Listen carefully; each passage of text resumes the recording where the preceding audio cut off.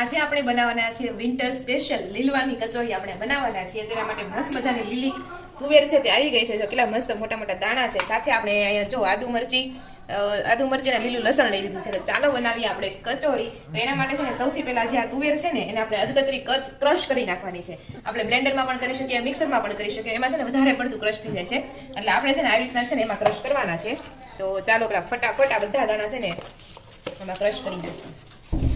આપણી તુવેર છે ને મસ્ત મજાની આપણે છે ને ક્રશ કરી નાખી છે એકદમ, ઝીણી તમે જોઈ શકો છો. જાવી સરસ મજાની ક્રશ થઈ ગઈ છે. અને પાછું આપણે પેન લઈ લીધું છે, એમાં તેલ પણ નાખી દીધું છે. જો આપણું છે ને તેલ આવી ગયું છે તો આપણે એમાં સૌથી પહેલા થોડીક રાઈ આપણે નાખી દઈશું, આખું જીરું.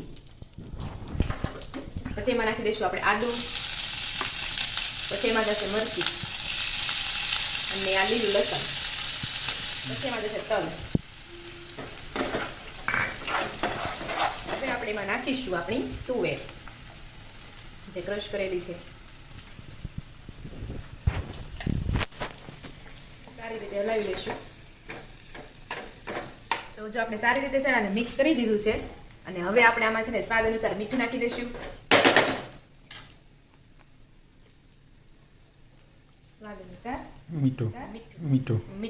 ને ઘણા લોકો છે આ તો લીલવાની કચોરી બનાવી છે, નકરી આપણે છે ને તૂર લીધી છે. ઘણા લોકો શું કરે ખબર છે, આમાં બટેકું મિક્સ કરે એટલે મસાલો પણ જાજો થઈ જાય અને છે ને ખાવામાં થોડું તુવેર છે ને સારી રીતે સંતળાઈ ગઈ છે. હવે આપણે લાસ્ટમાં છે ને એમાં નાખી દઈશું ધાણા નાખી દેવાનું. સારી રીતે હલાવીએ એટલે આપણું આ જે સ્ટફિંગ છે તુવેરનું એકદમ રેડી થઈ ગયું છે. લોટ બાંધવા માટે આપણે છે ને રોટલીનો લોટ લઈ લીધો છે. હવે આપણે એમાં છે ને મોણ માટે નાખી દઈશું થોડુંક એવું તેલ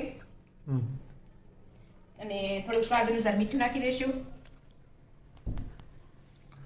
અને થોડુંક આપણે જીરું પણ એમાં નાખી દઈશું.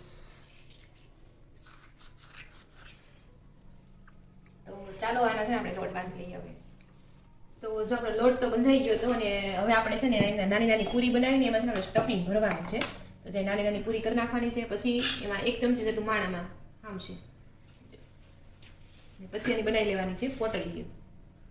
જૂના જમાનામાં ખબર છે રાજા મહારાજા સિક્કા રાખતા પોટલીમાં, એ પોટલી જો લાગે ને જાય પોટલી તેને પણ પોટલીને પછી આમાં ફેરવતું જવાનું અને કટ કરતું જવાનું. જેટલું બને એટલું થડમાંથી કાપવાનું, નકર કેવું થાય તમારે કચોરી ચડી જાય. કચોરી એકદમ મસ્ત ગોલ્ડન થઈ ગઈ, પણ આ ભાગ હોય ને તમને ખાવા ત્યારે કાચો લાગે. આ ભાગ એટલે એકદમ થડમાંથી કાપવાનું. તો જો આપણી કચોરી છે ને એકદમ રેડી થઈ ગઈ છે. જો આપણી કચોરી એકદમ રેડી થઈ ગઈ છે. હવે છે ને તળાવવાનું કામ થઈ રહ્યું છે. તો એને સારી રીતે છે ને તળી નાખવાની છે. આ બાજુ થોડી તળાઈ ગઈ છે. જો આપણી કચોરી છે ને એકદમ મસ્ત રેડી થઈ ગઈ છે. એકદમ હેલ્ધી ઘઉંના લોટ